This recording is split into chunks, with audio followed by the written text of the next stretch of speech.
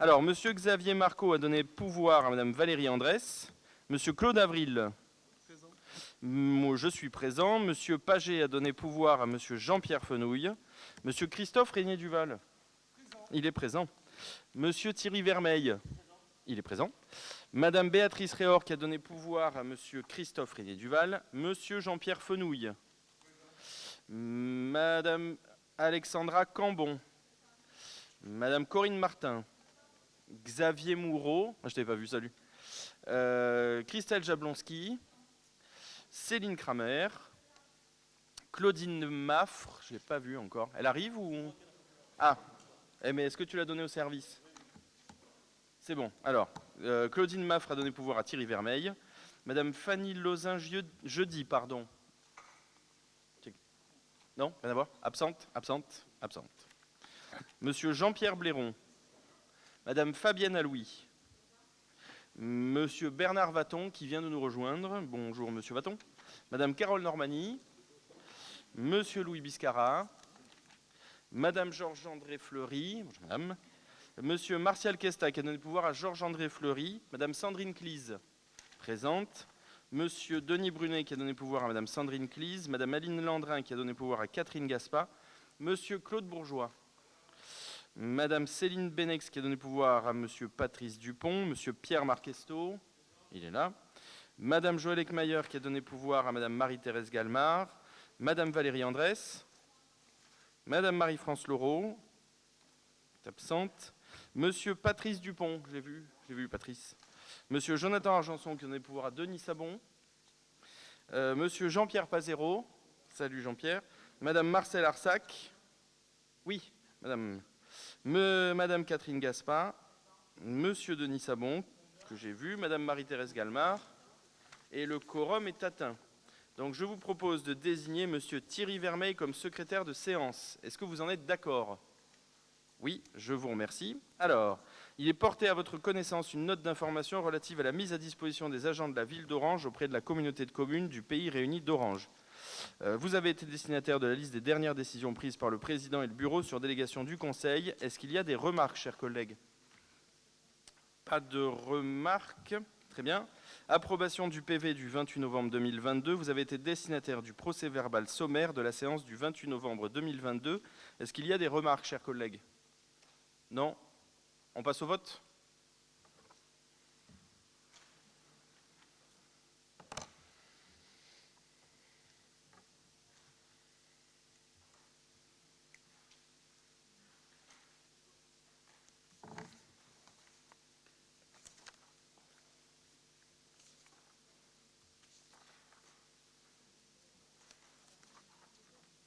C'est cassé?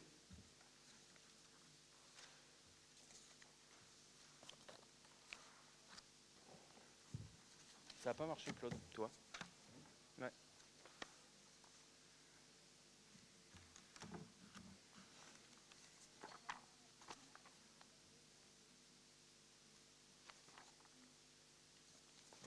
Monsieur Fenouille, s'il vous plaît.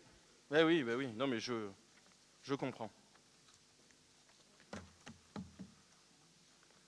Sinon, Monsieur Cavaillé, c'est là, prêt à dégainer, s'il y a besoin pour...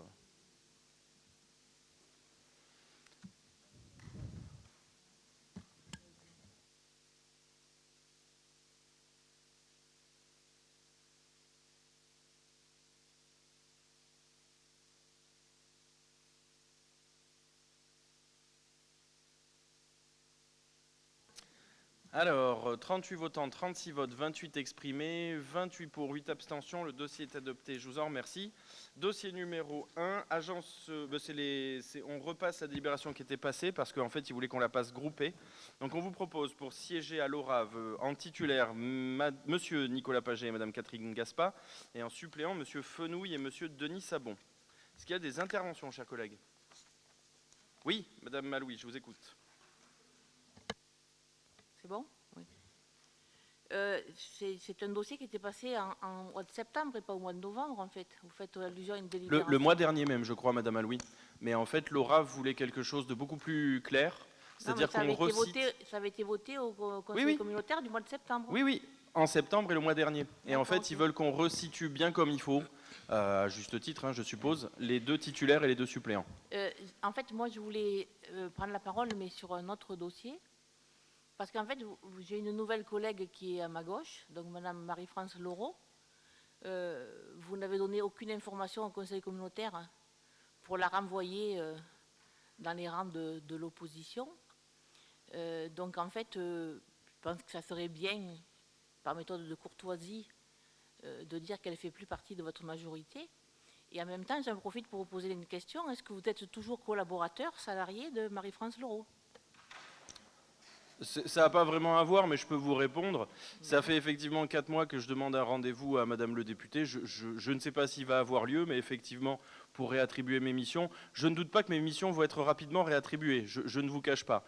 Moi, j'étais parti effectivement pour que ça s'arrête. Je pense que ça va s'arrêter de sa belle mort et ça me semble assez cohérent. Est-ce que j'ai répondu à vos questions? Voilà. On passe au vote?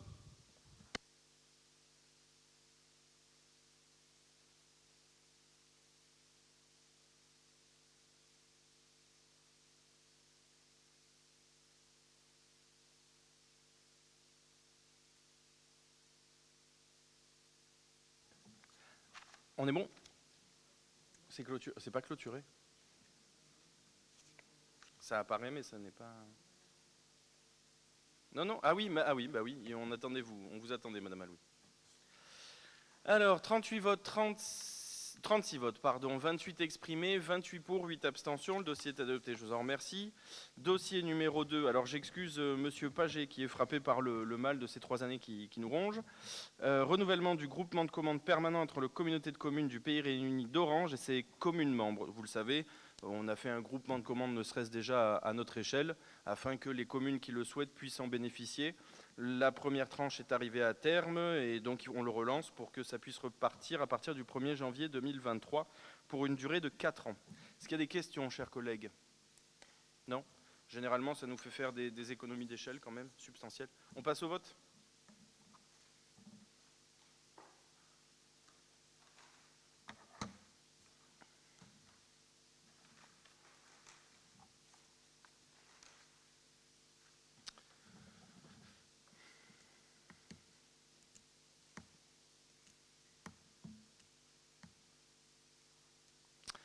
Alors, il nous manque Monsieur Brunet et Monsieur Moureau.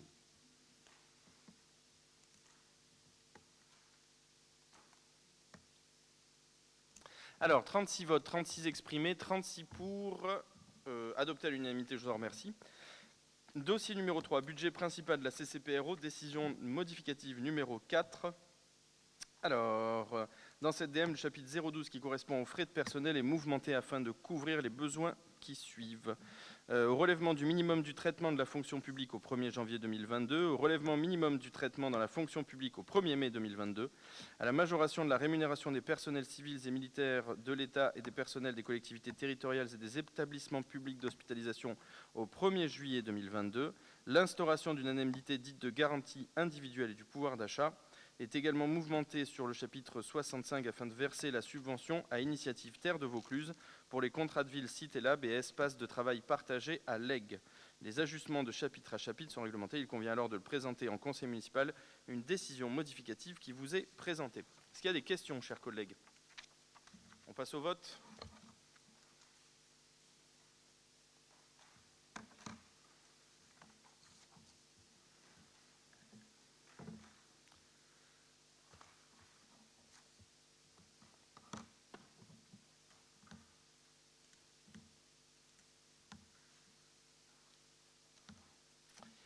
Madame Arsac, ça n'a pas fonctionné.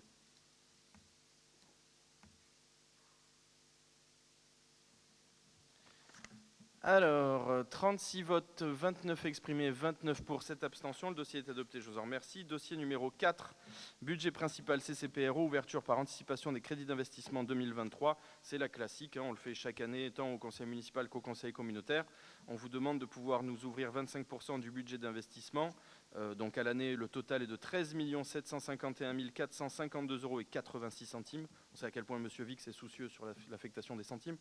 Et donc une ouverture anticipée effectuée à concurrence de 3 437 863,86 ,22 centimes, conformément aux détails de la présente délibération. Est-ce qu'il y a des questions, chers collègues? Non? On passe au vote?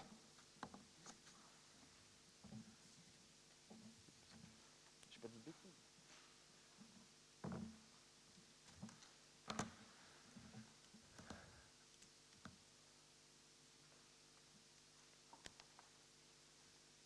Alors, 36 votes, 36 exprimés, 36 pour. Le dossier est adopté à l'unanimité, je vous en remercie. Dossier numéro 5, donc il s'agit de la contribution au SCOT, SMBVA, syndicat mixte du bassin de vie d'Avignon, qui correspond à 25% de la contribution de 2022, s'élevant à 91 708 €. Donc là, on verse le premier quart, soit 22 927 €. Est-ce qu'il y a des questions, chers collègues? Non, on passe au vote.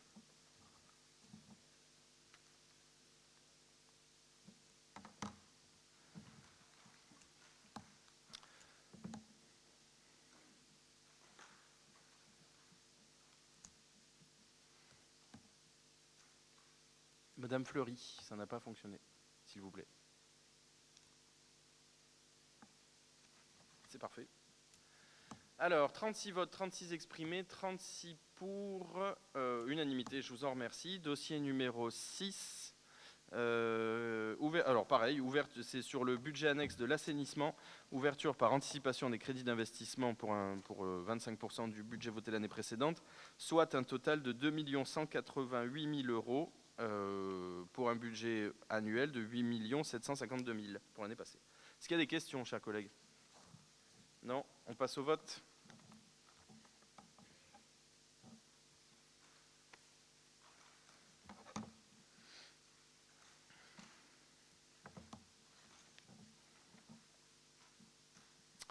Alors, 36 votes, 36 exprimés, 36 pour. Le dossier est adopté à l'unanimité, je vous en remercie. Dossier numéro 7, idem pour le budget annexe de l'eau.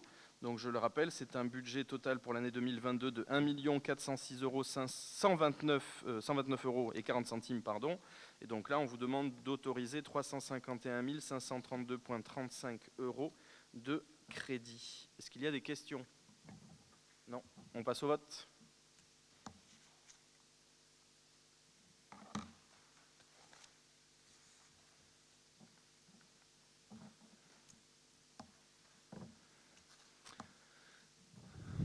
Alors, 36 votants, 36 exprimés, 36 pour. Le dossier est adopté à l'unanimité, je vous en remercie. Dossier numéro 8, budget annexe gestion des déchets. Pareil, ouverture par anticipation des crédits d'investissement pour l'année 2023. Je rappelle l'enveloppe annuelle de l'an passé, 830 964 € et 55 centimes. Et on vous demande donc d'ouvrir à hauteur de 207 741 € et 14 centimes. Est-ce qu'il y a des questions, chers collègues? On passe au vote.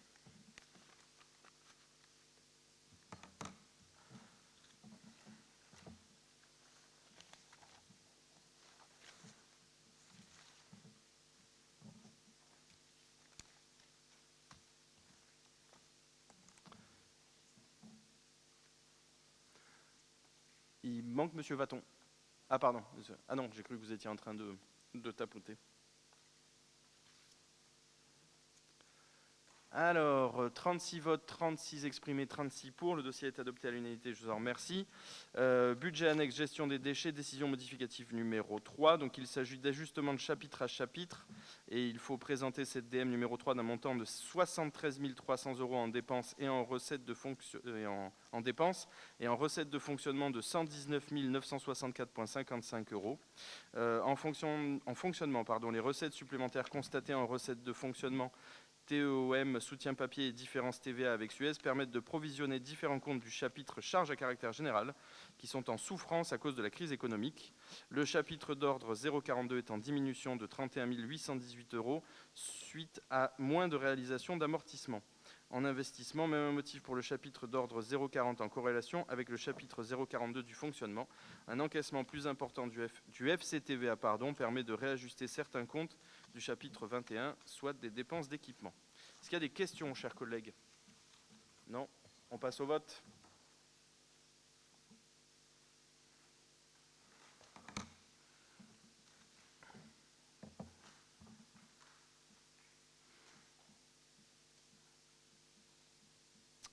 Alors, 36 votes, 28 exprimés, 28 pour, 8 abstentions. Le dossier est adopté, je vous en remercie. Dossier numéro 10, budget annexe mobilité, ouverture par anticipation des crédits d'investissement 2023. Je rappelle la somme totale du budget 2022 plus DM qui s'élevait à 342 520 €. Et donc, cette ouverture à 25% des crédits est de 85 630 €. Est-ce qu'il y a des questions? Non, pas de questions, on passe au vote.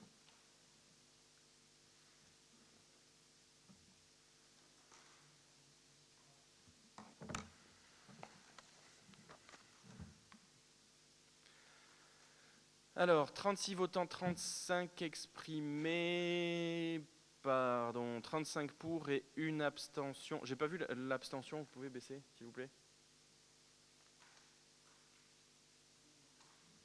Ok, ça marche. Bon.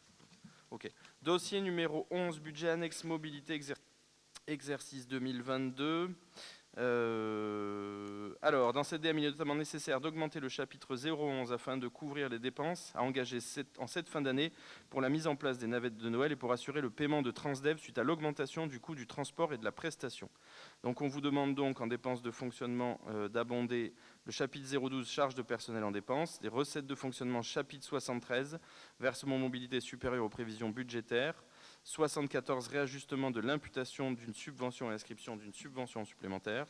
Ces recettes de fonctionnement supplémentaires permettent l'abondement des chapitres 011 et 012. Les ajustements au sein des chapitres d'investissement sont également effectués, virement de compte à compte. Donc dépenses d'investissement, virement d'article à article au sein du chapitre 21, réajustement de crédit sur l'imputation appropriée.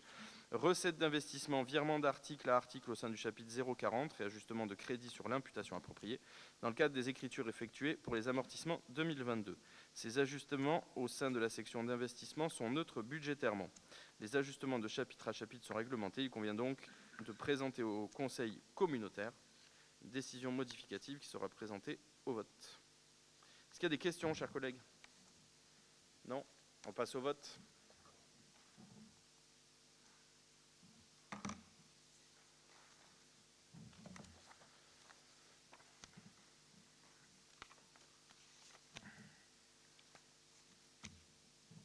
Alors, 36 votes, 28 exprimés, 28 pour, 8 abstentions. Le dossier est adopté.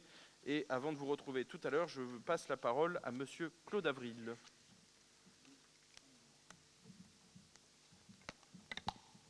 Bonjour à tous. Oui, sur le rapport d'activité de l'Office de tourisme, vous avez en pièce jointe l'ensemble du rapport qui vous est transmis. Hein. Je ne vais pas en revenir sur tout, mais enfin sur quelques grandes lignes. Alors on a fait 2021, vous comprendrez bien que 2021, ce que je vous propose, c'est de vous donner un petit peu quand même des éléments évidemment de 2022, puisque vous savez qu'en fait on l'adopte sur un N-1, mais dans la mesure où 2021 a été aussi une année marquée par le Covid, je vous donnerai des éléments sur le rapport 2022, hein, pour mêler le tout. Ce que vous devez savoir, notamment sur la taxe de séjour, ce qui est très important, on était dans l'ordre de montants reversés, vous le savez, qui était à peu près, alors en 2000, pour vous donner un exemple, on était à 195 000 688. En 2019, un an auparavant, nous étions à 287 598 €. Depuis 2021, nous avons trouvé des recettes un peu plus abondantes, de l'ordre de 309 000 254 €. Avec une répartition qui se fait en selon, vous le savez, les montants reversés par les hébergeurs ou directement par les opérateurs numériques. Les montants reversés par les opérateurs numériques étant infiniment plus importants proportionnellement que ceux reversés par les hébergeurs. Pour vous donner un exemple, donc depuis 2020, en 2021, nous avons récupéré 309 254 €, ce qui se comprend par rapport au Covid, évidemment, mais ça a quand même été une année où on a un peu plus récupéré, même largement plus. Et sur 2022, nous sommes à 373 000 €. Donc nous avons encore augmenté la part des recettes de la taxe de séjour, hein, de plus de à peu près 64 000 € en plus. Se ventilant essentiellement, alors en 2021, c'était 103 846 € à peu près, reversés par les hébergeurs, donc les meublés de tourisme, enfin, hôteliers directement. Quand ce n'était pas le fait directement des opérateurs numériques, vous savez, les tours opérateurs, les BNB, enfin bref, tout ce qui se fait aussi par voie d'Internet, évidemment, qui était de l'ordre de 205 407 €. En 2022, la part des hébergeurs, c'est 117 000 € et celle des opérateurs numériques, 255 624 €. Ce qui veut dire qu'on assiste, Dieu merci pour nous, sur le territoire, à une fréquentation beaucoup plus importante, évidemment, ces 2 dernières années. Et on revient à des tarifs et des montants de récupération qui sont eux aussi beaucoup plus importants, avec des gens qui payent plus. Hein, c'est très important. Sur les catégories d'hébergement sur le territoire, je rappelle que nous avons essentiellement des meublés de tourisme qui représentent 71%, des hôtels 9%, camping 1% et les chambres d'hôtes 19%.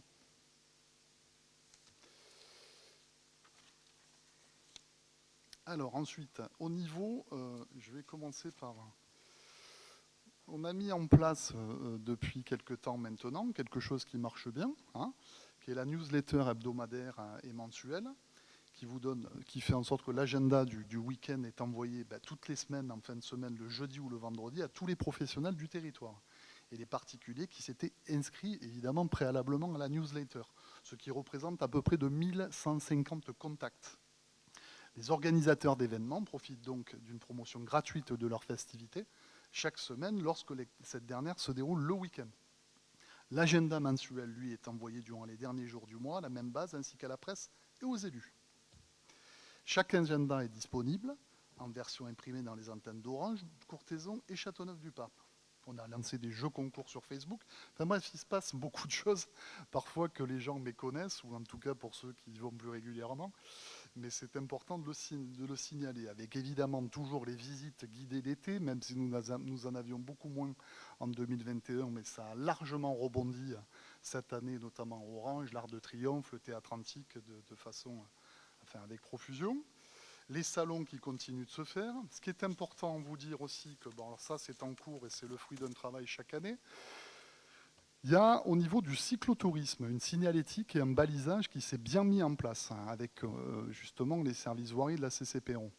On a fait un travail de fond. Le plan de jalonnement pour la liaison Via-Rona, via Venezia par le nord et le sud d'Orange s'est enfin concrétisé. L'office de tourisme, Bruno Lafont, chef du service voirie de la CCPRO, Aurélien Lapère, technicien SIGE, et Fabrice Baverel, chargé de mission vélo pour le département de Vaucluse, ont finalisé ce plan de jalonnement via les liaisons, donc, via Rona, via Venezia par le nord et le sud. L'office du tourisme s'est déplacé sur le terrain et est intervenu activement avant et après la pose des balisages. Dès l'été 2022, la liaison sud via Rona, Caderousse-Orange a été balisée dans les 2 sens, ce qui permet désormais de relier Caderousse à Orange en vélo à environ 6 km de voies partagées balisées et rejoindre de façon la plus sécurisée possible la Via Rona ou Orange. Depuis cet automne, la liaison nord via Rona, via Venezia a été balisée dans les 2 sens depuis Piolenc jusqu'au centre d'Orange, ce qui permet de rejoindre la Via Rona et la Via Venezia de façon sécurisée. La deuxième partie du balisage est en attente de finalisation des importants travaux de voirie, du boulevard d'Aladier, de la mise en chantier du tronçon de la Via Venezia depuis la gare multimodale jusqu'au chemin de Ramas. Dans cette attente, une partie de la boucle vélo numéro 5 fait office de balisage provisoire. Voilà, vous savez un petit peu l'essentiel de ce qui s'est fait de ce point de vue-là, mais ça prend bien forme. J'ajoute aussi que la passerelle payée par le département est en cours de construction. Je pense qu'il y a une vice-présidente qui est là et qui s'en occupe aussi, qui pourra nous en parler le moment venu, mais ça a l'air de bien avancer entre l'île de l'Oiselay et l'île de la Barthelasse, voilà, qu'on attend impatiemment dans les 2-3 ans, mais bon, ça avance bien. Vous dire aussi... Ouais, non, mais voilà, après j'ai fait ça. Après j'ai attaqué directement, tu vois, sur... Qu'est-ce qu'on a d'autre dont je voulais vous parler? Important. Nous avons reçu, il n'y a pas longtemps, ça on y tient énormément, on travaille avec la commission du film Luberon-Vaucluse. avec Madame de Célimon, qui est une dame charmante et qui œuvre beaucoup pour, vous savez, les tournages de films et de séries sur le territoire. Donc nous avions travaillé avec la ville d'Orange et on attend d'ailleurs désespérément que les réalisateurs veulent bien programmer la diffusion des Gouttes de Dieu qui sera vue mondialement par beaucoup de gens qui sont amateurs des mangas et qui parlent d'Orange et de Châteauneuf-du-Pape et ensuite renvoient au territoire. Ça, on espère que c'est pour bientôt. Il devait y avoir une programmation sur France Télévisions. Cette commission du film, en tout cas, elle est très intéressante parce qu'elle cherche des lieux de tournage de plus en plus. Ils étaient un peu plus basés sur le Buron, mais on leur a quand même montré qu'on était un territoire de récits à la fois historiques, de récits de confrontation un petit peu des hommes de l'histoire, en leur parlant aussi de la bataille d'Orange, de beaucoup de choses, et de l'époque papale, et du comptable naissant, beaucoup de choses qui peuvent aussi les intéresser. Donc on a reçu en quelque sorte des jeunes scénaristes qui soient susceptibles de développer des idées sur notre territoire en leur ouvrant un petit peu les portes, si vous voulez, des lieux attractifs. Enfin, pas les Porsches. Oui, c'est pas des Porsches, pardon. Voilà, donc il se passe quand même pas mal de choses, on ne les voit pas toujours, mais c'est bien normal de vous le retranscrire. J'ajoute, on a reçu aussi à Tout France Corée du Sud, avec Vaucluse Provence Attractivité, pour des magazines gastronoming, bar et dining, avec des journalistes venus de Corée du Sud qui sont très friands du territoire. On a participé au magazine cyclotourisme italien plein air, avec un accueil sur Orange, Caderousse, Châteauneuf, en partenariat avec VPA. Des journalistes viennent régulièrement, des tournages se sont faits, alors effectivement ça c'est plus à Châteauneuf, mais par des sociétés de télévision qu'ensuite on essaie de renvoyer un petit peu sur les paysages du territoire de l'Interco. Une télévision anglaise, à Outline Productions, qui réalise une émission de cuisine French Country Cooking, voilà, avec le chef étoilé Michel Roux et d'autres personnes étoilées. On a eu l'accueil de la journaliste Judith Girard, le Jardin des Mondes. On a régulièrement la revue des Vins de France aussi qui vient ici. Et on leur propose en permanence des hébergements sur notre territoire, ce qui est très important, pour qu'ils puissent voir les hôteliers, les socioprofessionnels. J'ai moi-même demandé à ce que de plus en plus d'agents de l'Office de tourisme puissent vraiment se mettre en rapport avec justement nos socioprofessionnels, nos restaurateurs, nos hébergements hôteliers qui participent au paiement de la taxe de séjour pour mieux les mettre en valeur sur le site internet qui a d'ailleurs été refait. Voilà, je pense pour l'essentiel vous avoir dit ce qui se fait. Est-ce qu'il y a des questions? Oui, Madame Alouis. Oui, moi j'ai quelques questions. D'abord, vous avez évoqué la Via Venetia et la Via Rona, avec la liaison qui est faite sur Orange. Enfin, la liaison effectivement est faite au niveau de Caderousse-Orange. Par contre, moi je m'interrogeais parce qu'en fait, actuellement il y a des travaux de la Via Venetia pour poursuivre l'extension Jonquière-Orange, donc qui viennent jusque sur le tracé de la déviation de la Nationale 7. Donc ensuite, le tracé il doit intégrer l'avenue des Crémades. Et normalement, il avait été programmé cette année, mais reporté, la rénovation de l'avenue des Courrèges. Donc en fait, je voulais savoir si ces travaux, avenue des Crémades et avenue des Courrèges, étaient programmés pour 2024. Et en même temps, il y a l'avenue de la Gare, parce qu'en fait, on n'a aucune information sur la façon dont la Via Venetia va traverser l'avenue de la Gare, l'avenue Frédéric Mistral.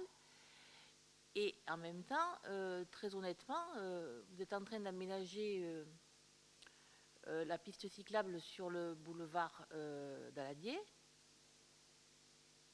Bon, moi, je ne suis pas passée depuis que vous avez inauguré l'ouverture de la voie, là. Mais après, en fait, la piste cyclable se confond avec le trottoir, en fait. Quand on est dans l'avenue de l'Arc, Bon, il y a des endroits où on sait qu'on est sur la piste cyclable, il y a des endroits où on ne le sait pas du tout. Et je pense que par rapport à la sécurité, moi, pour ma part, pour circuler en vélo à 95% en ville, je trouve que là, c'est un petit peu problématique. Ensuite, donc, en fait, je voudrais avoir des précisions parce qu'en fait, vous parlez de liaisons. Moi, les liaisons, je ne les vois pas, pour l'instant, bien synchronisées. Ensuite, vous avez évoqué les chiffres du bilan de l'Office de tourisme. Donc, effectivement, les chiffres que vous donnez de 2022 laisseraient penser qu'on est en train de sortir de la crise Covid, puisque les chiffres de 2020, 2021 étaient, même l'année 2021 était toujours impactée. En même temps, on sait que la crise Covid, en fait, après, elle a renforcé aussi, surtout sur les questions touristiques, la question de la crise énergétique et de la crise climatique, qui fait que de plus en plus, le tourisme intègre dans ses réflexions de penser le tourisme d'aujourd'hui et demain d'une façon, comment dire, un écotourisme plus durable et plus résilient qui accompagne la sobriété en carbone, la transition sobriété carbone. Mais alors, on a entre guillemets une population touristique qui fréquente Châteauneuf-du-Pape, qui est une clientèle quand même assez aisée. Mais je parle au niveau des étrangers, hein, des étrangers qui viennent dans notre territoire. Mais en même temps, est-ce que vous intégrez ces données dans la façon, dans l'offre touristique sur le territoire d'intercommunalité? Parce que bon, on voit bien dans les chiffres plus globaux, hormis le territoire orangeois, que de plus en plus on intègre la réflexion avec des Français qui réduisent leur distance pour aller en vacances, aussi bien en termes de pouvoir d'achat qu'en termes pour des raisons, comment dire, de repenser le tourisme d'une manière plus durable. Et donc, en fait, je voudrais savoir un petit peu comment vous projetez par rapport à ces 3 points, à ces 3 crises, en fait, climatique, énergétique et sanitaire. Bah, écoutez, Mme Alaoui, on se parle franchement? Ben oui, ouais. On est là pour ça. Bon, écoutez, j'ai le plus grand respect pour ces gens. La Provence Attractivité a développé de plus en plus maintenant vous savez, le tourisme responsable. Tourisme éco-responsable sur les pratiques, et c'est ça, évidemment, si on peut décarboner, pas faire n'importe quoi ou quoi que ce soit. Après, honnêtement, je veux dire, sur le territoire, les hôteliers, ce genre de choses, enfin, les hébergeurs, on est là pour passer des moments de qualité avec des expériences un petit peu nature, profiter des paysages. Donc, je ne suis pas persuadé que ce soit là, ou par définition, si vous voulez, le coût de dépenses et le ratio énergie-carbone soient des plus importants, enfin, sans trop m'avancer.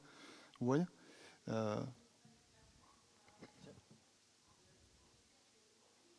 on a des familles françaises, oui. Pour ne parler que d'elles, oui. qui réduisent leur distance pour se rendre sur leur lieu de vacances. Donc, par exemple, est-ce que vous ciblez beaucoup plus une clientèle régionale qui, peut-être, il y a quelques années en arrière, irait plus facilement en Bretagne que de rester en région PACA, par exemple?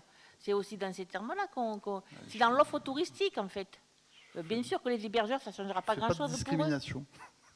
Excusez-moi, on va être à front renversé, mais je ne fais pas de discrimination. On accueille toutes les clientèles qui veulent bien venir.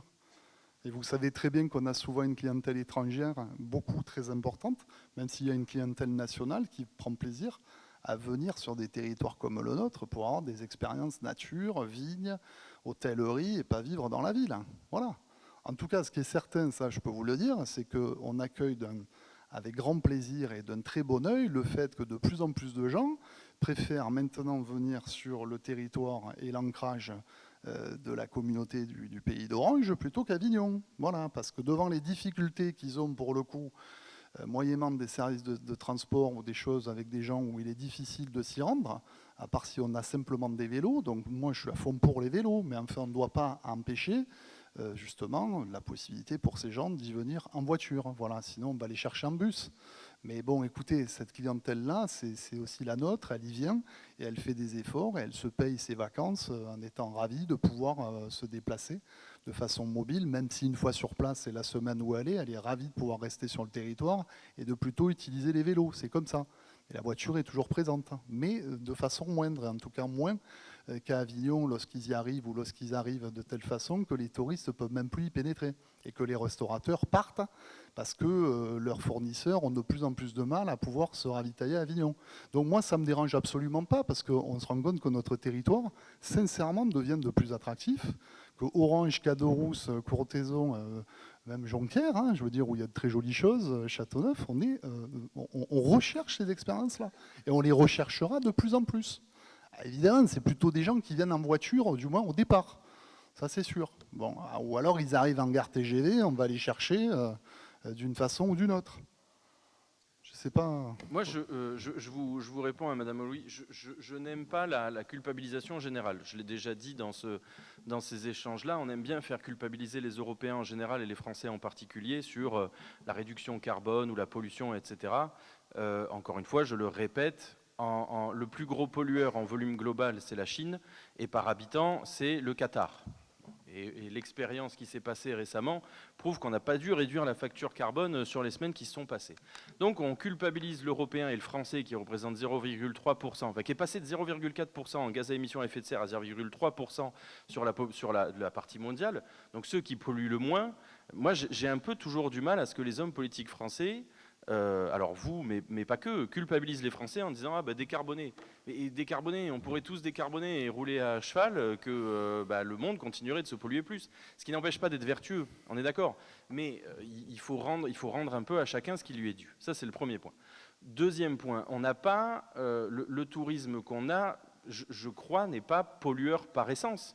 On n'est pas Marseille, on n'est pas le Portugal, ou on n'est pas les villes portuaires où vous avez des énormes bateaux de croisière qui représentent je ne sais plus combien à l'arrêt de véhicules de diesel et qui donc du coup effectivement polluent. On n'a pas ça. On a une halte fluviale qui est somme toute assez économe et Claude le disait très bien.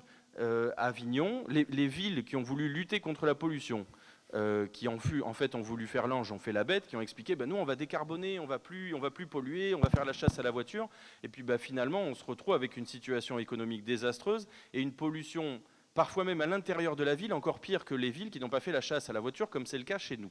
Bon, donc les discours de culpabilisation, moi, ça m'embête toujours un peu, surtout qu'il faut faire attention à d'où l'on parle aussi. Moi, encore une fois, je l'ai déjà dit aux précédents conseils municipaux et communautaires, je ne prends pas l'avion. Bon, mais je suppose que certains d'entre vous, et peut-être même ceux qui attaquent et qui demandent aux Français de faire de moins polluer, prennent l'avion. Bon, donc au bout d'un moment, moi je n'aime pas qu'on aille donner des leçons de morale aux autres quand on n'est pas soi-même exemplaire. Je ne parle pas pour vous, j'en sais rien. Je ne sais pas si vous prenez l'avion, le trolleybus ou le machin, ça ne me regarde pas. Mais il faut d'abord interroger sa conscience propre avant de vouloir dire aux Français polluez moins. On pollue très peu. Encore une fois, je vous l'ai dit, on est une des villes les plus vertes par essence du Vaucluse. On a déjà eu le débat la semaine dernière où on m'a attaqué sur le fait qu'on réduisait à Orange le nombre de forêts, sauf qu'à Orange, il n'y a jamais eu de forêt. Ça a toujours été une ville agricole. Bon, c'est comme ça, c'est comme ça. Et la forêt, c'est pas bon signe, ça veut dire qu'il n'y a plus d'agriculteurs. Je dévie, mais ça fait quand même, c'est quand même assez important. Ça, c'est sur la partie vert. Oui, on fait en sorte. Je pense qu'on pollue moins dans une ville où on peut se garer facilement sans faire des embouteillages pendant des heures ou des heures, qu'une ville où on fait la chasse, comme c'est le cas par exemple à Avignon, sans vous vouloir, c'est leur vision politique, je vais pas, et ils sont élus, donc je ne la contesterai pas. Mais je serais curieux alors on n'a pas d'éléments malheureusement pour comparer la qualité de l'air, il n'y a pas de sonde à Orange, mais je serais curieux qu'on fasse la différence entre Orange et Avignon. Bon. Sur la question des travaux. Parce que c'est important, je vous ai souvent, et à juste titre du reste, entendu critiquer les ratios qu'on avait sur la gestion de l'eau, la déperdition qu'il y avait sur le réseau d'eau et d'assainissement dans la ville d'Orange. Et vous ne comprenez pas quel est le phasage des travaux et pourquoi le véloroute n'est pas aussi bien, le schéma du véloroute n'est pas aussi bien fini que ce que vous souhaitez. Mais la raison est très simple. C'est qu'on avait un réseau, encore une fois, je vous l'ai déjà dit, Orange, c'est 10 km² de plus qu'Avignon, et donc notre réseau est très large. Donc, les travaux sont faits en fonction, non pas du véloroute, il est vrai, on peut le regretter, mais les travaux n'ont jamais été faits en fonction du véloroute, mais des pertes de réseau qu'on a sur notre réseau d'eau et d'assainissement. Donc, mécaniquement, quand on refait l'eau et l'assainissement, ce qu'on fait essentiellement à Orange, on en profite pour refaire le maillage du véloroute. Mais on ne fait pas le maillage du véloroute au détriment de la déperdition d'une des premières matières premières la plus essentielle, qui est l'eau. Et ça, vous le savez, on l'a déjà dit fréquemment. Donc, est-ce que les courèges ont été reportés d'1 an? Oui, mais vous avez vu ce qui se passe à Orange, il y a des travaux de partout. Alors, j'en suis très heureux, mais c'est vrai qu'il faut arriver aussi à diriger les mécontentements qui sont légitimes aussi. Donc, si on vient de sortir de l'avenue de la Desmardes et de Rodolphe Desmarres, non sans difficulté. On est en train de faire, alors là, aussi, beau morceau, hein, d'Aladier. Si en même temps on fait tout, enfin je veux dire, et les gens à juste titre me jetteront des cailloux. Donc comprenez et souffrez qu'on prenne le temps de finir le maillage. Ça me paraît pas totalement biscornu. Et sachant qu'après, et là où je vous rejoins, si on veut totalement finaliser ce maillage, il faudra faire l'avenue Mistral. Et puis un jour, il faudra faire le centre-ville. Bien sûr, tout ça, on l'a en tête, mais je ne peux pas tout faire d'un coup. D'une part, parce que je ne suis pas sûr que les finances de la CCPRO le toléreraient, et d'autre part, parce que je ne suis même pas sûr que les habitants du Pays d'Orange le toléreraient. Voilà. Madame Normani, vous souhaitiez intervenir?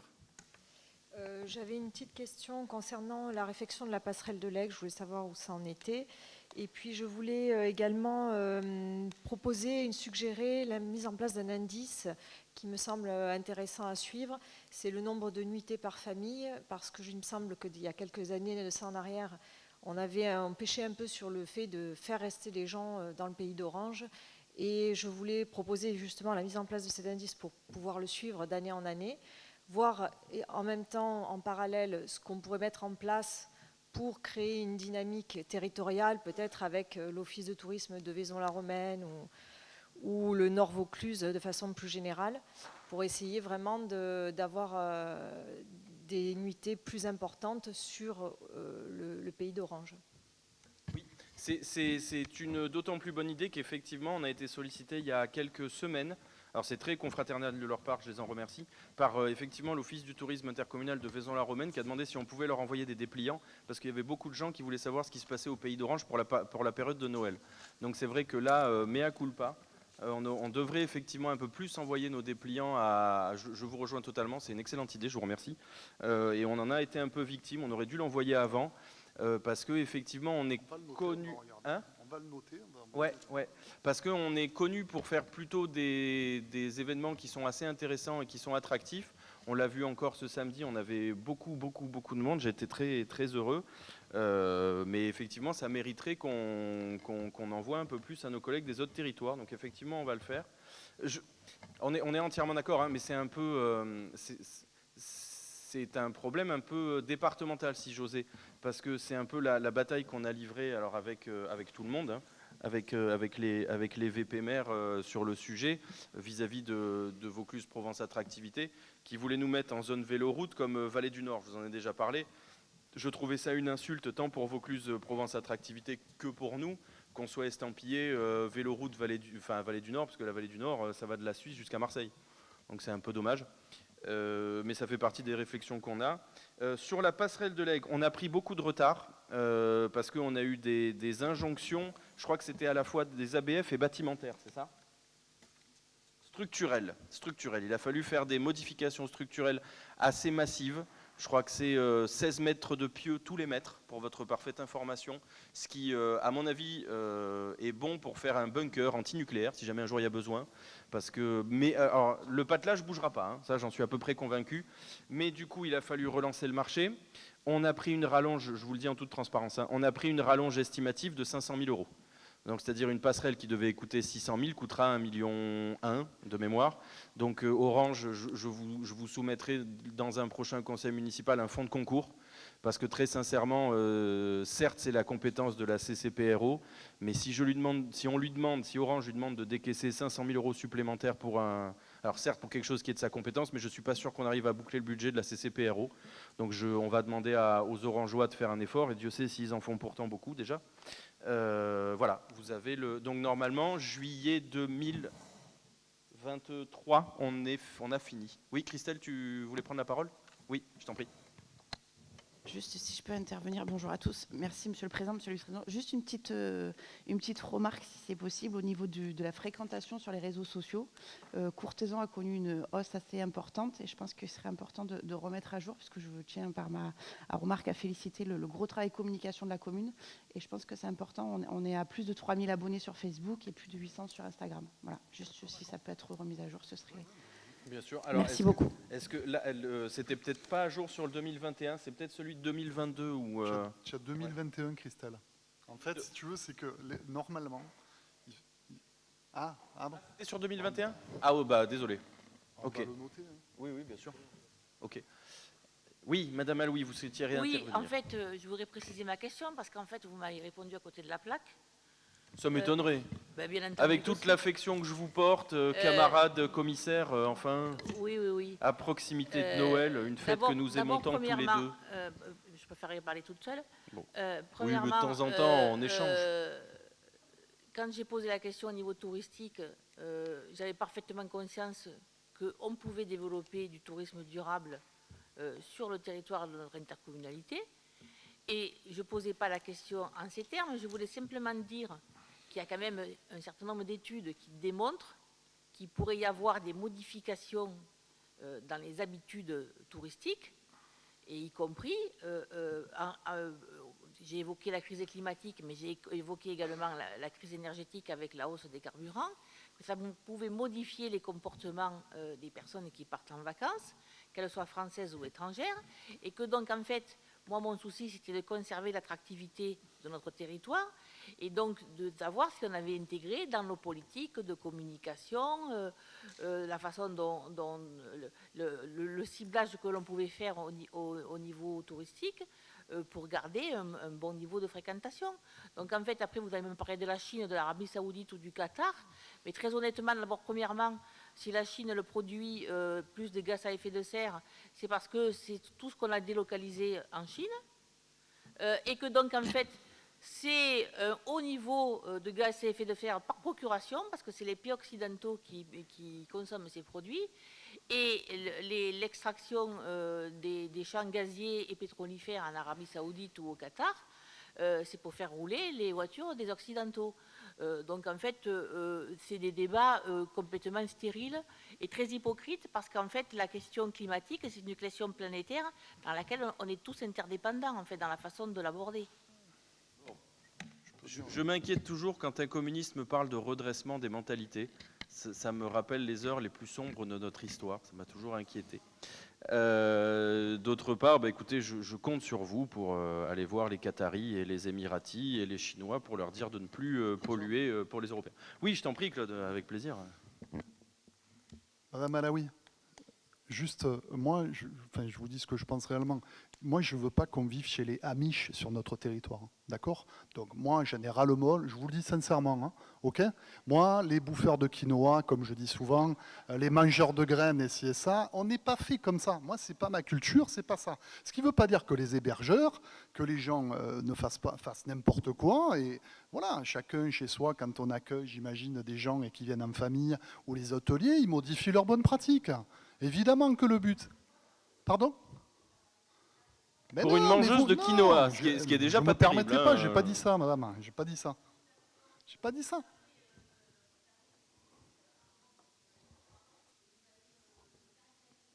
Ben oui, mais parce que c'est un peu caricatural, je suis désolé. Ici, excusez-moi, quand on vient à Orange ou dans des hôteliers ou quoi que ce soit, on essaie maintenant de réduire les gens, de réduire la part des individus à des choses basiques. Ben ici, on y vient pour vivre des expériences, évidemment, sans vous parler du vin, sans vous parler des bons restaurants, de ce qu'on y mange. On aime le gras ici. On aime le gras, vous savez quoi? Voilà. Moi, j'aime le gras.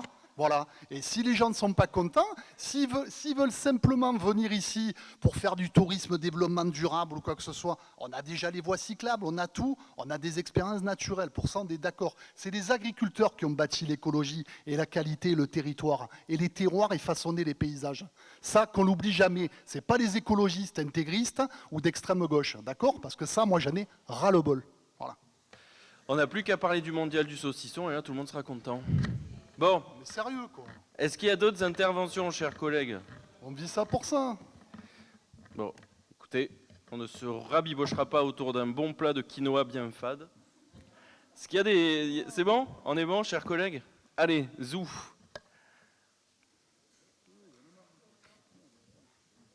Avec cette magnifique déclaration, le gras, c'est la vie. Ah, c'est une prise d'acte. Autant pour moi. Est-ce que vous avez bien tous pris acte?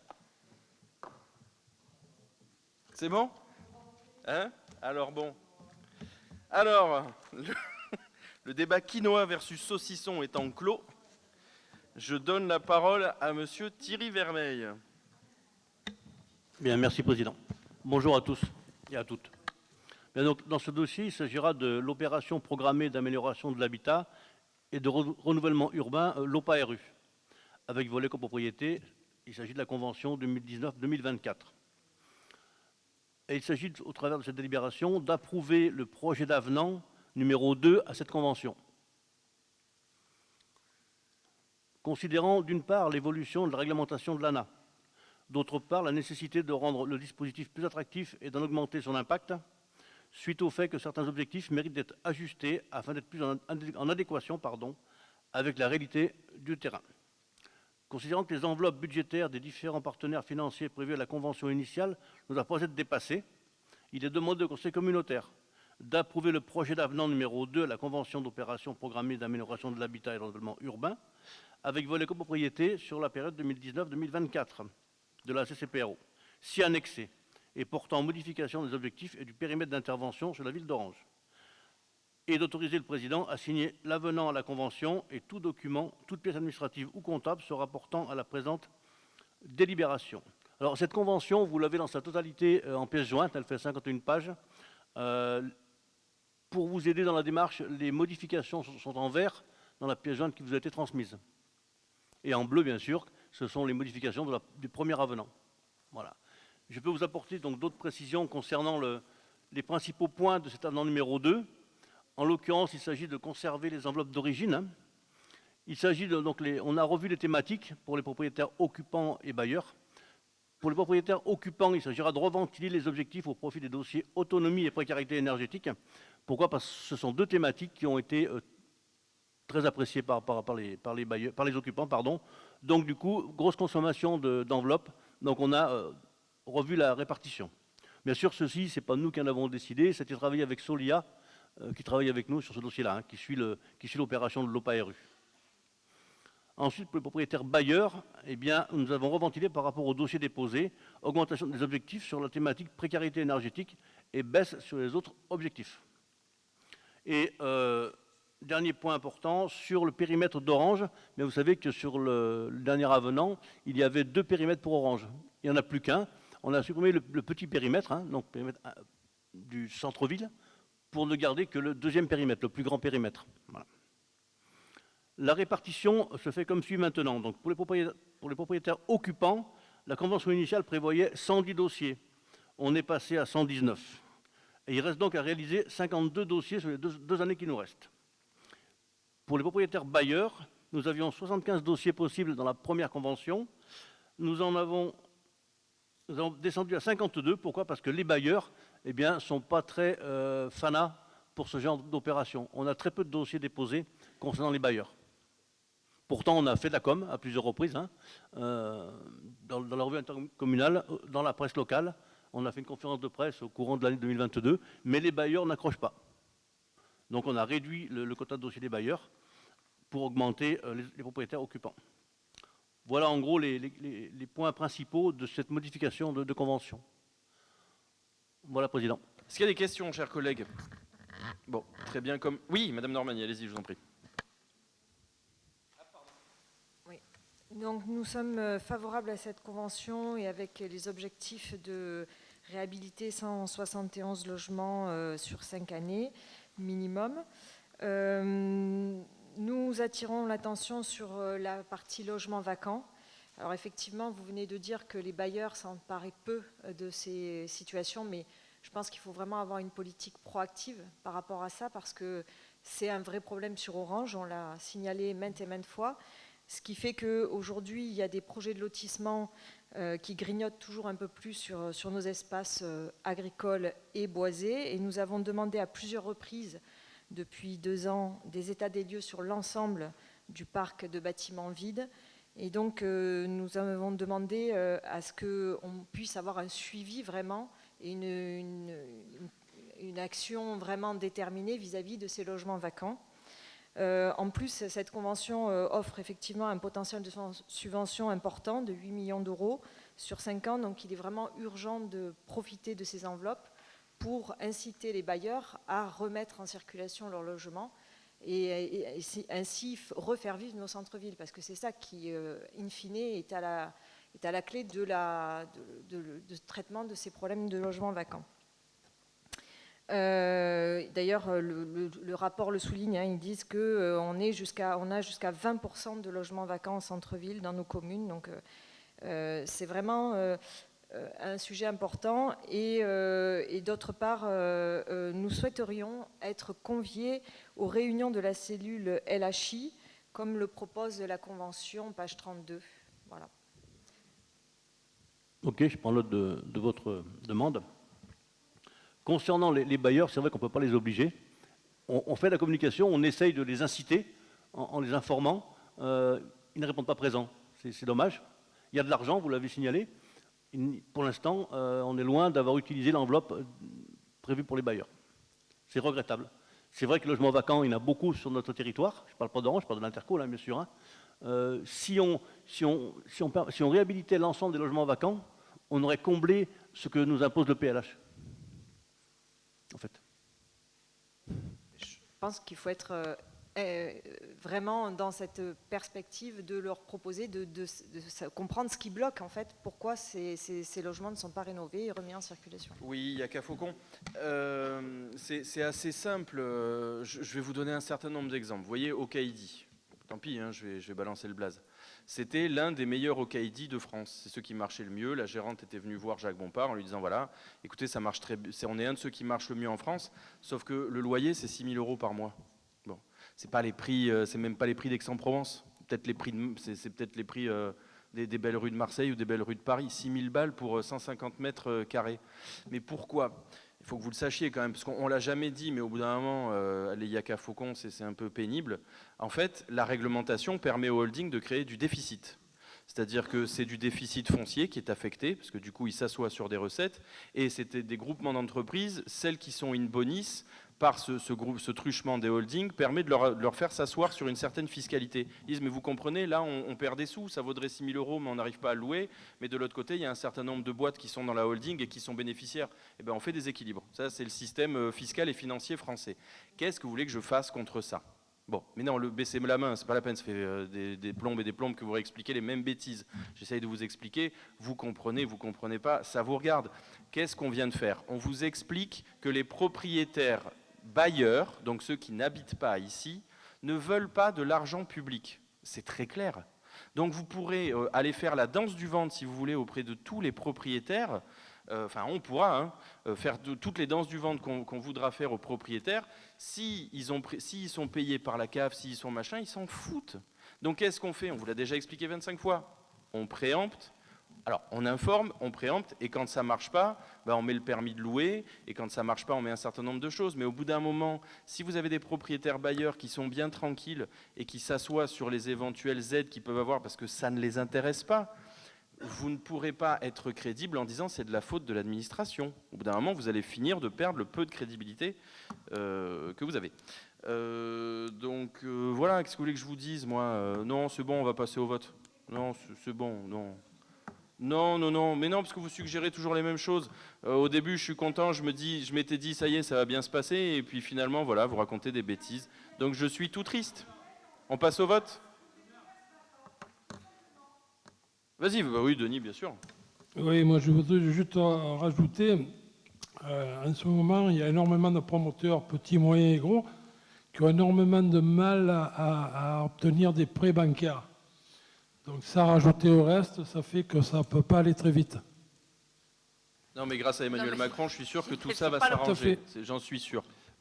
Oui, Madame Aloui, vous aviez des choses à dire ?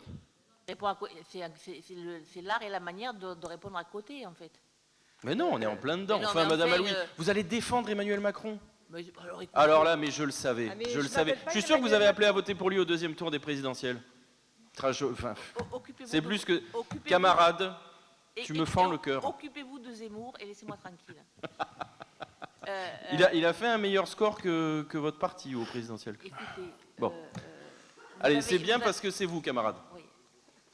S'il vous plaît, au cas il dit, d'abord, premièrement, vous donnez des chiffres qui sont faux, aussi bien en termes de montant de loyer qu'en matière de surface. Ah ben, je serais un Donc- peu embêté qu'ils soient faux. Ils m'ont été transmis par l'agent immobilier qui s'en occupe. Excusez-moi quand même, mais le magasin, on le connaît parfaitement quand même. Vous n'y avez jamais fait vos courses pour dire 150 mètres carrés quand même. Bah si, mais quel rapport? Mais bon, Il est peut-être un peu Non, moins que ça. Je crois qu'il est à 120 ou 130. ce que je Si vous comptez le sous-sol, c'est pas possible, c'est inondable, ça peut même pas servir de réserve. Ça règle le problème. Bon, Ah oui, mais si vous connaissez pas là, bon, écoutez, l'urbanisme on va- orangeois, on- qu'est-ce que vous voulez que on je va- vous dise, on va moi, arrêter. madame Simplement Aloui? parce qu'en fait, vous voulez ressembler à votre père. Là, Mais pas du puissance tout. 10. Quoique, Donc, si, en fait, le on a débat- la même coupe de cheveux. Est-ce que vous avez remarqué qu'on a la même coupe de Le cheveux? débat n'est pas possible, donc je préfère m'arrêter. Ah, c'est dommage. Bon, voilà, moi j'étais dans une ambiance Noël festive et je vous sens complètement. C'est un peu le côté Grinch finalement. C'est le côté Noël, ça vous attriste? Non, bon, pas d'humour. Bon, ok. Bon, c'était une blague, hein? Non? Amusez-vous tout seul. Hein. C'est un rire de commissaire politique. Bon, vous avez voté? Non, Madame Aloui? Alors, il reste Madame Arsac pour Madame Eckmayer, Madame Galmard, Monsieur Marc Esto et Monsieur Régnier Duval.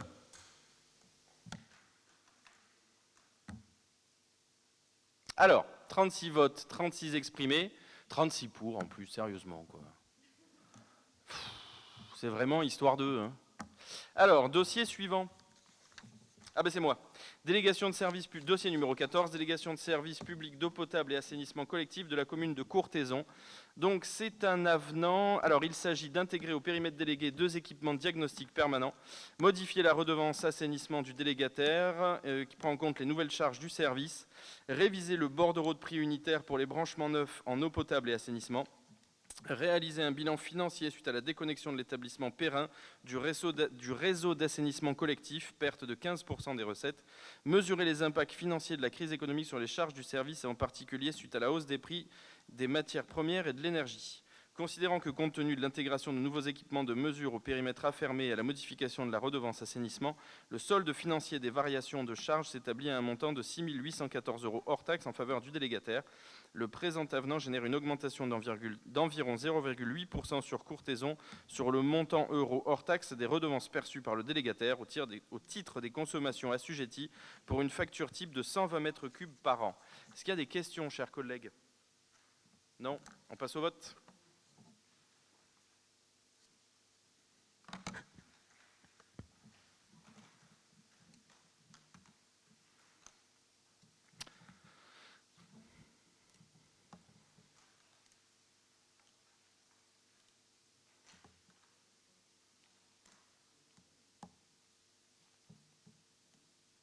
Alors, 36 votes, 35 exprimés, 35 pour, une abstention. Le dossier est adopté. Je vous en remercie.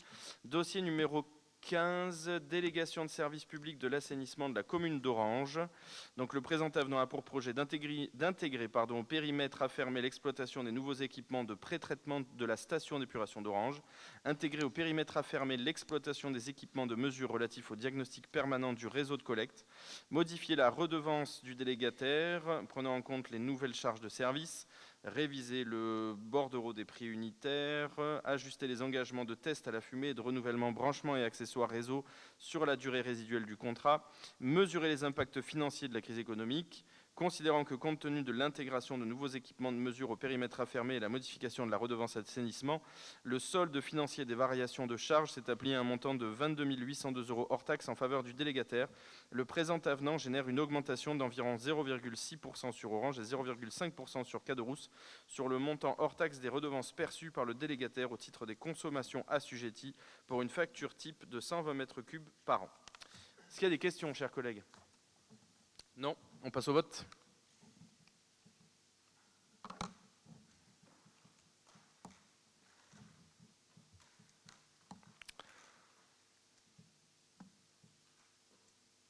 Alors, 36 votes, 35 exprimés, 35 pour, une abstention. Ça vous ennuie de baisser? Je ne vois pas qui s'abstient à chaque fois, du coup. Ah, merci. Merci, Madame Aloui. Ok, très bien. Vote suivant, dossier numéro 16, service public de l'eau potable de la commune d'Orange, modification de l'annexe 4, bordereau des prix unitaires. Donc modifier l'annexe 4 sur Orange pour les branchements neufs. Un seul BPU eau potable sur tout le territoire de la CCPRO sera désormais utilisé. Cette modification prendra effet au 1er janvier 2023 ou à compter de la date d'enregistrement par les services de contrôle de légalité si celle-ci est postérieure. Est-ce qu'il y a des questions, chers collègues? Non. On passe au vote.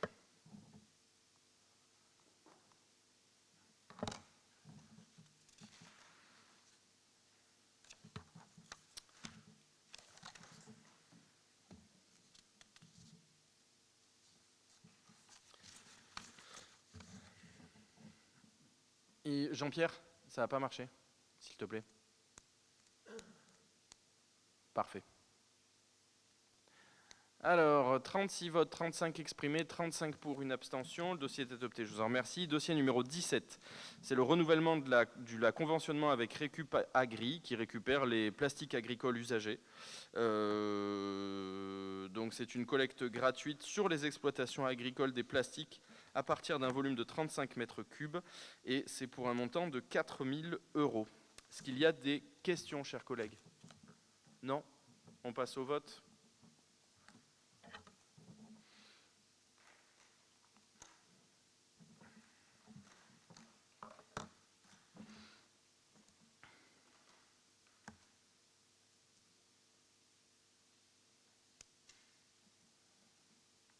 Alors, 36 votes, 36 exprimés, 36 pour. Le dossier est adopté à l'unanimité, je vous en remercie. Dossier numéro 18, donc c'est la redevance spéciale pour la collecte et le traitement des déchets assimilés à des déchets ménagers produits par des structures publiques ou privées. Donc en fait, vous le savez, nous sommes tous assujettis à la taxe d'enlèvement des ordures ménagères, et en ce qui concerne les professionnels, ils sont soumis à une redevance spéciale parce que leur volume peut parfois s'avérer conséquent, voire même bien plus conséquent que pour les privés. Et donc on remet à jour le calcul de la redevance spéciale. Le service fait un gros travail aussi pour bien identifier tous les bénéficiaires, tous les utilisateurs du service public de l'enlèvement des ordures ménagères, considérant qu'il est toujours loisible aux professionnels de passer par un prestataire privé. Oui, Madame Alouis.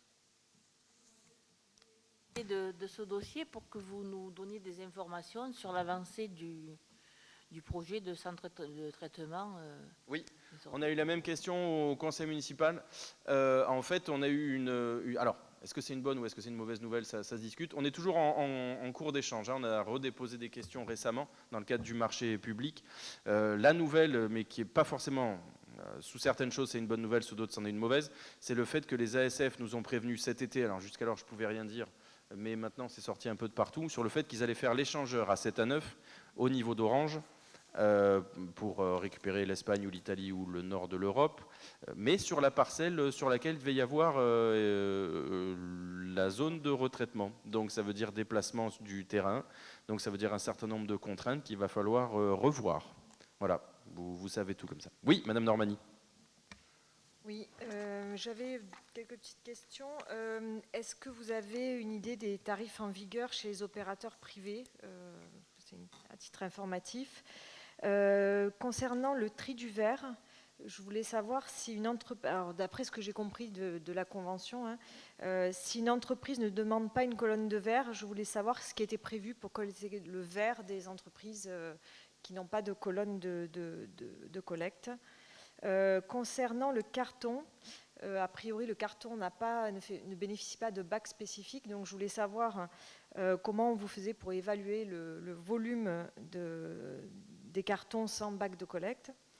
D'autre part, les emballages recyclables ne représentent que 6% des déchets, ce qui me semble très peu, d'après toujours le document. Cela veut dire que je pense que le tri n'est pas assez pratiqué. Donc je voulais savoir si vous considérez que la différence de tarif entre les OMR et les EMR est assez incitatif.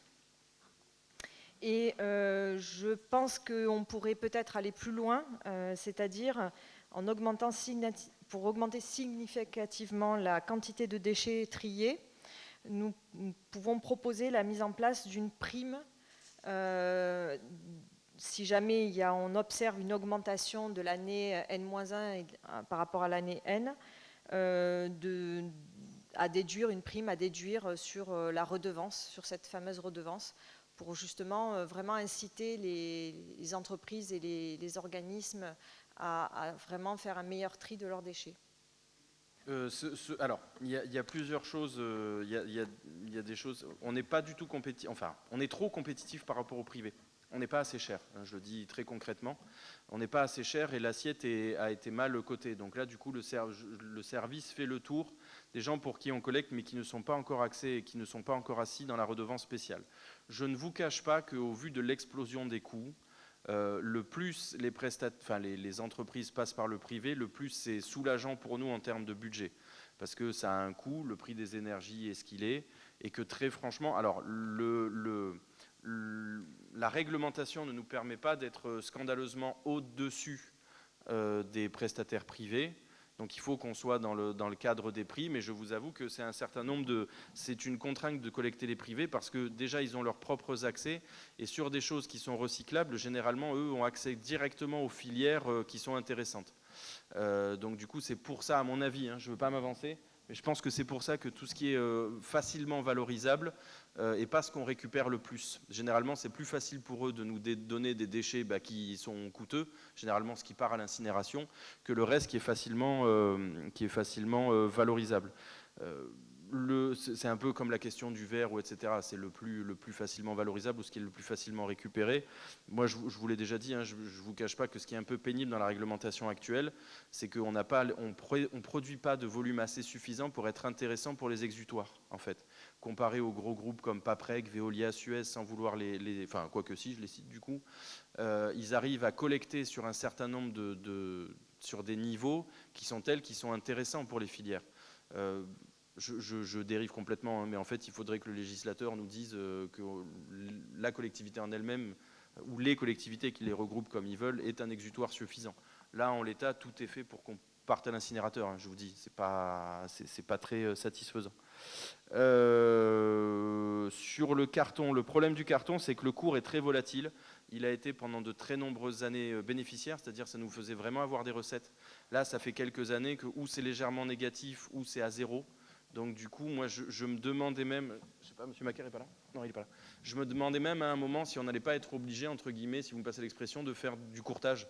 C'est-à-dire on ferait du stock de carton, on voit à quel moment il est un peu cher et on refile les volumes à ce moment-là, parce que là, on externalise. Moi, je ne suis pas un fan de l'externalisation sur la gestion des déchets, je ne vous le cache pas. Bon, il y aurait effectivement plein de choses à faire. Je ne vous dis pas que c'est parfait. J'ai oublié une de vos questions ou pas?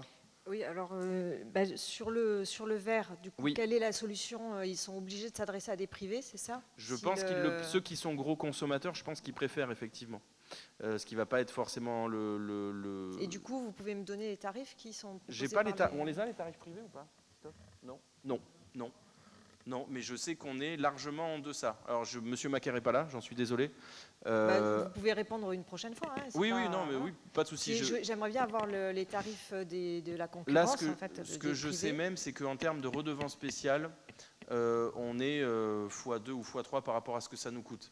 Si vous voulez, ça fait un peu partie des choses sur lesquelles on essaye de redresser petit à petit les comptes, parce que vous le savez, et vous l'avez dénoncé à juste titre, même si on n'avait pas forcément le choix, on a dû augmenter la TOM, sauf qu'en fait, on n'est pas tous les mêmes producteurs de déchets.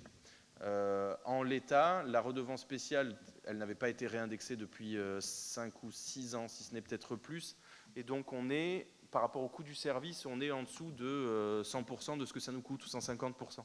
Donc qu'est-ce que ça veut dire? Ça veut dire qu'on fait peser sur l'individu ce qu'on ne fait pas payer sur les professionnels. Bon, c'est pas forcément équitable. Alors certes, c'est plus simple parce que l'assiette de l'individu est plus large que l'assiette des entreprises, mais nous, ce qu'on préférait, c'est que les gens payent le juste prix par collectivité selon le service demandé, que les professionnels payent le prix qui doit être, ce qui est l'objet de la délibération, qu'on l'indexe sur un certain nombre de choses, sur le coût du marché, etc. Et qu'à terme, on arrive... alors, ça, c'est un vœu pieux, mais j'espère y arriverai un jour, mais ce n'est pas pour tout de suite. Soit baisser le taux de la TEOM, soit on a amélioré la qualité du service. Parce qu'en l'état, bon, c'est pas terrible. Mais pour ça, il faut aller chercher l'argent ou il faut aller le chercher aussi. Mais là, du coup, par rapport au levier pour améliorer le tri de ces organismes, est-ce que vous avez envisagé de faire justement une différenciation spéciale ou de mettre une prime? Non, je pense qu'il faut faire des choses simples. Ce qui dit prime d'une manière ou d'une autre dit ou une régie ou un système de répartition. Moi, je préfère que les choses soient le plus simple possible. Prime, c'est compliqué, on le voit. Il y avait prime, je suis pas chaud, très franchement. Voilà. Oui, mais du coup, vous faites rien pour inciter au tri, Voilà. ce qui est quand même l'objectif, Voilà, tout à fait. puisque vous êtes en retard sur ces sujets-là. Je m'étais dit, c'était on fait dommage, toujours on était rien. dans un échange. Mais, Et je me oui, suis on est encore toujours planté, dans un je échange. suis désolé. Bon, excusez-moi, j'ai cru que pendant un moment, on pouvait avoir 5 minutes de discussion. Oui, J'ai madame le droit Aloui. de vous donner mon avis. Oui, la réponse à ma question pose d'énormes problématiques en fait.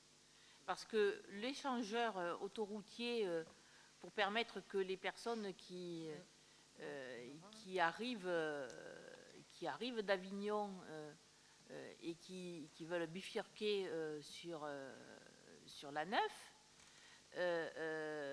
qu'on n'ait plus besoin de sortir de l'autoroute et d'y rentrer. Donc cet échangeur, il était absolument indispensable. Il est inscrit au contrat de plan État-région, certes, mais ce dossier, il ne sort pas de nulle part. Vous êtes sûr qu'il était inscrit au contrat plan État-région? Je suis pas sûr. Hein. Il était question de l'inscrire au Ah, contrat non, de plan non, État-région. Non, le contrat plan État-région, il s'arrêtait en 2020. Moi, je l'ai jamais, enfin, à ma connaissance, je vous dis pas que je connais par cœur, Il y je a l'ai eu jamais vu inscrit là-dessus, et je l'ai d'autant jamais vu inscrit là-dessus qu'il y a 5 ou 6 ans, j'étais tout jeune conseiller départemental et le maire d'Orange avait reçu les ASF en ma présence, et les ASF nous avaient dit à l'époque, nous, les changeurs, nous, on exécute ce que nous demande l'État. L'État ne nous l'a pas demandé, donc à nous, il nous avait répondu non, on ne le fera pas. Puis, rappelez-vous, il y a eu la campagne des régionales pour laquelle le président Renaud Muselier s'était engagé à le mettre, Oui. concomitamment à la demande de Madame le maire d'Avignon. Et là, donc je vous parle de ça, c'était quand? C'était juin 2021 ou mai 2021, mars 2021, quelque chose comme ça. Bon, enfin bref. Et là, 3-4 mois après, tout a été déverrouillé. Mais moi, à ma connaissance, il n'a jamais été inscrit l'échangeur. Hein. Moi, personnellement, j'étais restée sur l'idée que cet échangeur, il allait voir le jour. Donc, Vous- en fait, ah non, attendez, vous êtes de toute façon en train de me confirmer. On parle de la déviation ou de l'échangeur? de La l'échangeur. déviation, elle était bien dans le contrat de plan État-région. Ça, pas de difficulté. Je parle de l'échangeur. Non. Enfin, je veux Il y pas... a des engagements qui ont été pris par Renaud Muselier dans les débats qu'il y avait par rapport au problème Mais il y a 6 mois. avignonnais. Mais non, mais Madame Aloui... Bon, attendez. Bon, allez-y. Là, vous avez envie de disserter sur un truc qui ne nous concerne pas directement. Mais non, je Si- réponds à votre question. Vous ne pouvez nous pas dites- m'attaquer de attendez, disserter attendez, parce que je attendez, réponds à votre question. Vous nous dites que vous envisagez que maintenant le projet du centre de traitement des ordures, il est bloqué parce que les ASF vont aménager. J'ai pas dit qu'il était l'échangeur. bloqué. Je vous ai dit qu'on avait renvoyé encore un jeu de questions il y a à peine une semaine sur des conditions techniques, sur des questions relatives, enfin bref, et qu'on attendait le retour. Mais ce que je vous ai expliqué, c'est que le terrain sur lequel on devait l'asseoir initialement, l'ASF est venu nous voir cet été pour nous dire, on le prend pour faire l'échangeur. Comment vous voulez que je devine que l'ASF, qui a les dernières nouvelles qu'on avait eues, certes c'était il y a quelques années, nous disait nous, il n'y a pas d'ordre. Et puis alors vraiment, il n'y a eu rien d'ordre de nulle part. Hein. Et c'était tellement inattendu que ça en a été, peu importe ce qu'on pense de Renaud Muselier, ça a été un point de programme politique. Et ça a même été un point de politique, quelque chose aussi, d'accès par le maire d'Avignon. Ça veut bien dire que dans la tête de tout le monde, c'était dans la tête de personne. Hein. Non, mais c'est dans la tête de tout le monde que cet échangeur va voir le jour. Mais non, je vous dis que non. Et alors pourquoi vous êtes en train Sinon, c'est pas un projet politique. Comprenez. Écoutez, vous êtes en train C'est de comme me- si je vous disais, demain, on va faire la salle Alphonse Daudet. Vous allez me foutre de ma gueule. Vous allez me dire, mais elle est faite, la salle Daudet. Non, mais attendez, monsieur le maire, les ASF, vous venez de nous dire que les ASF projettent d'utiliser les terrains sur lesquels vous envisagez d'aménager le centre des ordures Ouais. pour réaliser Une partie de l'emprise foncière de l'échangeur à 7 à 9. Oui. Voilà. Oui. Donc, voilà. Donc, moi, je reste là-dessus. C'est quand même une question majeure, ça, parce que Ah oui. ça peut énormément retarder le... Ah ben dans tous les cas, ça va déplacer, ça c'est sûr. Enfin, le problème, c'est que c'est la grande incertitude. Soit ils le font, il nous faut des garanties relativement rapidement.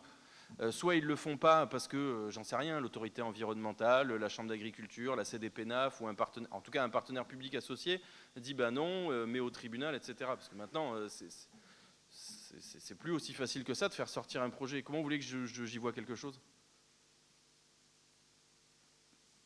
Ah non, mais simplement, je pense qu'il faut un peu de transparence là-dessus, parce que... Ben, comment vous voulez que je sois plus Non, mais là, transparent que ça? Vous communiquez des informations qui sont importantes. Oui.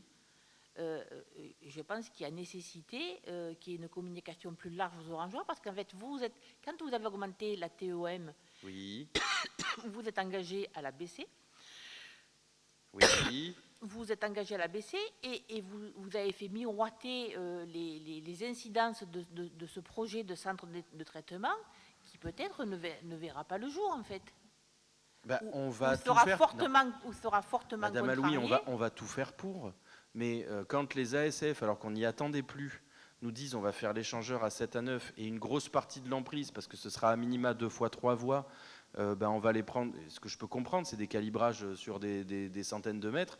Qu'est-ce que vous voulez que je leur dise? Non, j'avais prévu de mettre mon usine. Ce que je trouve bizarre, c'est que vous ne saviez pas, vous n'avez pas cette information. Mais comment auparavant. voulez-vous que je le sache? C'est tout. Comment vous vouliez que je le sache? On va interroger les ASF, nous. Ah oui, bah, je vous en prie, oui. Oui. Ben oui, c'est surprenant. Oui, bah, je vous cache pas qu'on a été surpris, effectivement. Oui. Bon, s'il y en a d'autres qui pensent que j'ai accès directement au ministère des Transports ou aux ASF, n'hésitez pas, ça m'intéresse. Est-ce qu'il y a d'autres questions à part ma proximité avec le gouvernement en place? Non? Bon, bah, on passe au vote.